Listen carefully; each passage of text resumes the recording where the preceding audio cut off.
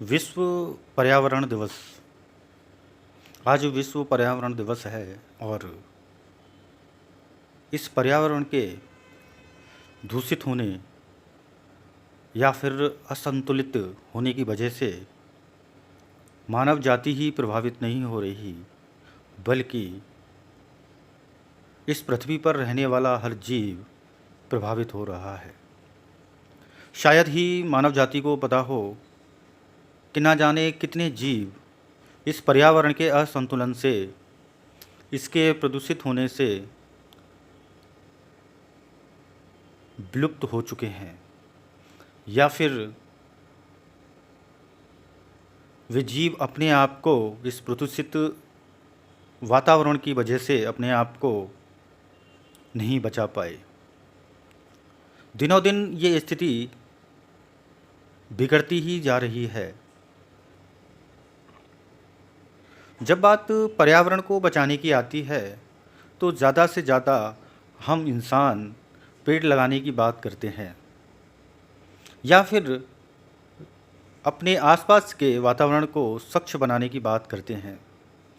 लेकिन ये देखना ज़रूरी हो जाता है कि हमने इतने सालों से पर्यावरण को प्रदूषित होने से बचाने के लिए जो जो चीज़ें की, वो कब तक कायम रहती हैं, हम उसे कब तक संभाल पाते हैं। अगर आप अपने आसपास देखेंगे, जो भी चीज़ें आपने इस पर्यावरण को बचाने के लिए की, वे ज़्यादातर समय तक के लिए कायम नहीं रख सके। अगर आप गौर से देखेंगे तो आपने जितने भी कदम पर्यावरण को प्रदूषित होने से बचाने के लिए किए, या फिर आपने अब तक अपने जीवन में अनगिनत पौधे लगाए, तो देखना ये ज़रूरी हो जाता है कि क्या वे फल फूल रहे हैं या नहीं। वैसे तो सृष्टि के रचनाकार ने इस सृष्टि को सुंदर बनाए रखने के लिए और इस पर्यावरण को स्वच्छ बनाए रखने के लिए शायद मानव को ही चुना होगा, क्योंकि इस पृथ्वी पर सिर्फ और सिर्फ एक मानव जीव ही ऐसा जीव है जो एक बुद्धि रखता है, समझ रखता है। हो सकता है शायद सृष्टि के रचनाकार ने हम इंसानों को इसीलिए ये बुद्धि और विवेक दिया, जिससे कि हम इस सृष्टि को सुंदर बनाए रखने में योगदान दें। क्योंकि बाकी जीव अपने अपने तरीके से इस सृष्टि को सुंदर बनाए रखने के लिए अपना योगदान दे रहे हैं, लेकिन जब बात इंसानों की आती है तो सृष्टि को प्रदूषित करने में, बिगाड़ने में सबसे ज़्यादा मानव जीव का ही योगदान रहा है। मानवता के इतिहास में हो सकता है कि आज इंसान इस प्रदूषित पृथ्वी को स्पष्ट तौर पर देख पा रहे हों। वो ये भी देख पा रहे हैं कि ये प्रदूषित वातावरण, प्रदूषित पर्यावरण कैसे हम इंसानों को प्रभावित कर रहा है। आज इंसानों के अंदर एक बेचैनी सी है कि वे अपनी पीढ़ी को कैसा पर्यावरण दे कर के जाने वाले हैं। हालांकि इसमें हमारे बुज़ुर्गों का भी बहुत ज़्यादा योगदान रहा कि उन्होंने इस पर्यावरण को स्वच्छ कायम रखने के लिए कोई सार्थक कदम नहीं उठाए। लेकिन आज हम इंसान मानसिकता के उच्च स्तर पर हो सकते हैं अगर हम चीज़ों को जैसी हैं वैसे देखें। अगर हम चीज़ों को वैसे नहीं देखते जैसी कि वे हैं, और फिर जानने के बाद अगर हम कोई सार्थक कदम नहीं उठाते हैं, तो ये एक प्रश्न चिन्ह लगता है कि जिस सृष्टि के रचनाकार ने हम इंसानों को जो बुद्धि दी, जो विवेक दिया, वह काम नहीं कर रहा है। और हो सकता है कि ये एक बहुत बड़ा कारण हो मानव जाति के पतन का। पर्यावरण जब प्रदूषित होगा तो हर जीव प्रभावित होगा ही होगा, लेकिन जब इसकी नैतिक जिम्मेदारी हम इंसानों की हो, तो फिर सोचना ज़रूरी हो जाता है कि इस पर्यावरण को सबसे ज़्यादा प्रदूषित किसने किया। हम इंसान स्पष्ट तौर पर देख पा रहे हैं कि इस पृथ्वी को जितना नुकसान हम इंसानों ने पहुंचाया है या हम पहुंचा रहे हैं,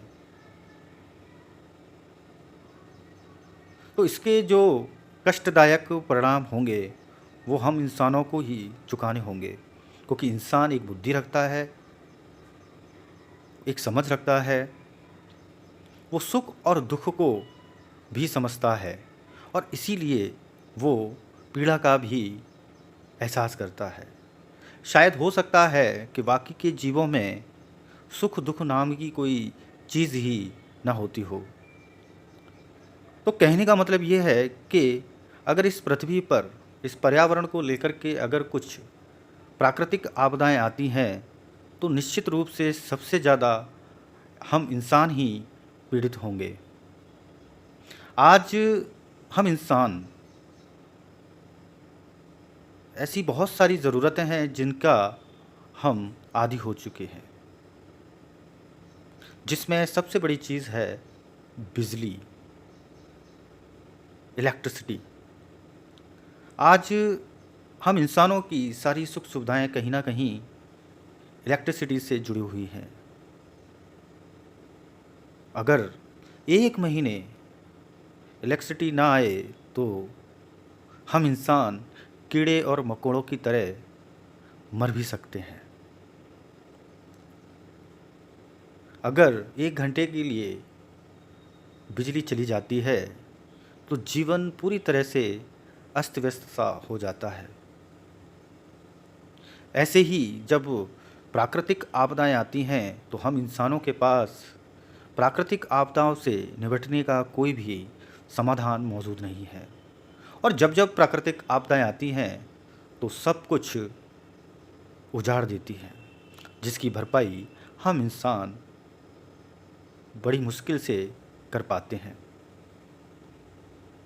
जैसे जैसे पर्यावरण प्रदूषित हो रहा है वैसे वैसे प्राकृतिक आपदाएं बढ़ेंगी, क्योंकि प्रकृति के पास अपना संतुलन बनाने का एक तरीका है और उस तरीके में पृथ्वी पर मौजूद सभी प्राणी उसका हिस्सा बनते हैं। तो कहने का मतलब है कि प्रकृति को अगर हम नुकसान पहुंचाते हैं तो वो अपना संतुलन तो बना ही लेगी, लेकिन हम इंसानों को इसके बहुत बड़ी कीमत चुकानी पड़ेगी। और अगर हम पिछली प्राकृतिक आपदाओं की बात करें तो साफ तौर पर देख सकते हैं कि जब प्राकृतिक आपदाएं आती हैं तो हमारे पास कोई भी समाधान नहीं होता और इस पृथ्वी के सभी जीवों को अपनी बलि देनी होती है। अगर हम इस पर्यावरण को सुरक्षित रखने के लिए एक संस्था के रूप में काम करते हैं और अगर उस संस्था का उद्देश्य पर्यावरण को बचाने का हो तो आज हमें यह स्पष्ट करना होगा कि ऐसी कितनी संस्थाएं हैं जिन्होंने पर्यावरण को स्वच्छ बनाए रखने के लिए कुछ सार्थक परिणाम दिए और वे अभी तक जारी हैं। तो शायद ही ऐसी कोई संस्थाएं होंगी जिन्होंने पर्यावरण को अपने उद्देश्य के रूप में अपनाकर उस उद्देश्य को पूरा किया हो। विश्व पर्यावरण दिवस पर मैं इतना ही कहना चाहूँगा कि इस सृष्टि के रचनाकार ने हमें जो समझ और बुद्धि दी वो इसीलिए दी कि हम इस सृष्टि को, इस पृथ्वी को जैसी कि वो है बनाए रखने में अपना योगदान दें। लेकिन दुर्भाग्य से सृष्टि के रचनाकार ने जो जिम्मेदारी हम इंसानों को दी थी उसे हम पूरा नहीं कर रहे, बल्कि हम सृष्टि के रचनाकार के उद्देश्य से भटक चुके हैं या उसके उद्देश्य के विपरीत जाकर के चीज़ें कर रहे हैं। विश्व पर्यावरण दिवस पर मेरी लोगों से उम्मीद है कि वे शिक्षा के उच्च स्तर पर पहुंचकर अपने बुद्धि और विवेक का सकारात्मक रूप से इस्तेमाल करते हुए अपने मानव जीव होने और उसके अर्थपूर्ण जीवन जीने को स्पष्टता के साथ देखें और निष्कर्ष निकालें कि वे इस पृथ्वी पर उनका वजूद क्यों है और वे बाकी अन्य जीवों से अलग क्यों हैं।